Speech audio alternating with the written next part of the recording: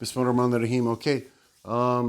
First and foremost, condolences for the people of Australia, the Jewish population of Australia, the victims of a horrible case of anti-Semitism.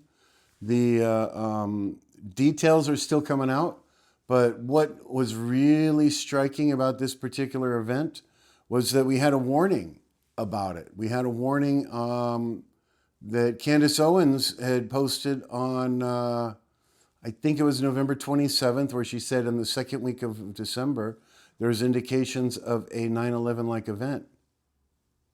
Well, it happened on the 14th, last day of the second week, so that turned out to be correct. It was a very traumatizing event for the people of Australia. They're not used to this type of stuff because they don't really allow guns, although these particular shooters seem to have, they've been allowed to have a bunch of guns, it turns out.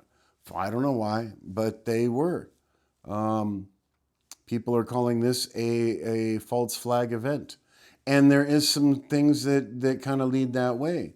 One of them being there was a rabbi at the event who says that for 20 minutes the police did nothing. They just allowed this to continue for 20 minutes. And it was probably the Muslim father who intervened and tackled one of the shooters that caused the police to wake up and intervene, killing one of the shooters, the supposed father of this particular situation.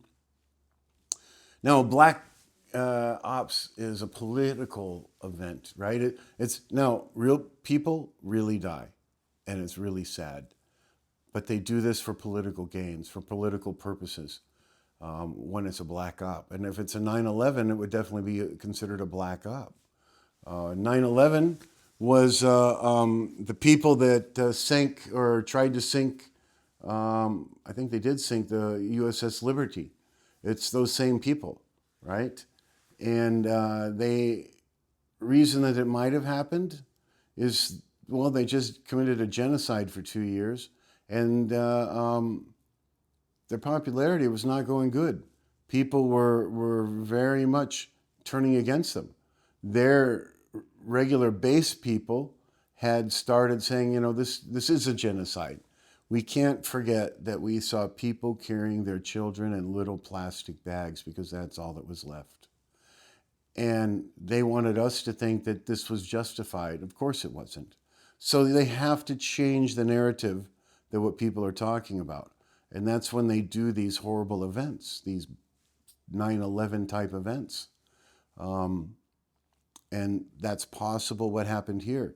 It's kind of strange that this is supposedly a father and a son, but one of them is in the news, at least, or, you know, what we're hearing, one is from Pakistan and one is from Algeria, although they supposedly have the same last names and it's father and son, and that's possible, but they don't really look a lot alike. But, you know, I guess that's just, it'll all come out. God makes everything known, and if this is a false flag, it'll become known. But it seems like it, based on the initial information that's coming out. Especially, the biggest thing for me is that rabbi. That rabbi that said the cops didn't do anything for 20 minutes. That's weird, right? That doesn't make any sense. That's the kind of a thing where people are complicit. And it's really, really sad that they allow their own people to be hurt the same way that, you know, 3,000 people were killed on 9/11. And that's amazingly sad too. That the group of satanic pedophiles that run my country allowed that to happen and participated in covering it up. I'm sure that might be what's going on still. And that would be another reason that they want to change the narrative, because we have, you know, they're known, absolutely known for this Epstein situation, a group of pedophiles, pedophile politicians, and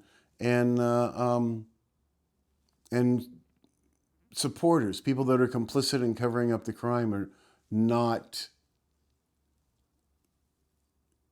charging the people guilty, not seeking justice where justice is needed. I would assume if they're 98% of our Congress being bought out by them, that they're doing that around the globe. I was kind of expecting something to happen in the United States, but I guess they went with Australia for whatever reasons, because maybe because the small event would be so traumatizing to Australians. That might be why they chose Australia. I don't know. But either way, stay vigilant and stay safe.